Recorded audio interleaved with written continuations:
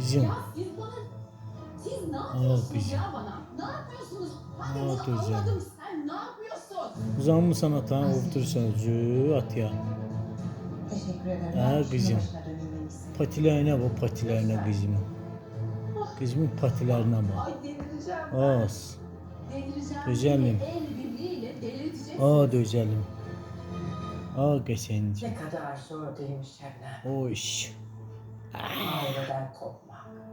Ah, şuna bak sen atağına. Kızım.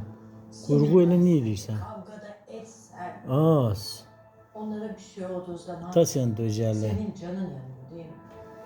Ta sen hayatı. İşte ben de Oz. öyle.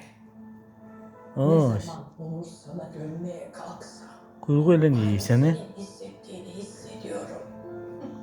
Anladın mı? Az. Öyle değil mi? Ti. Opçu. Opçum. O güzelim. Ay sus sus.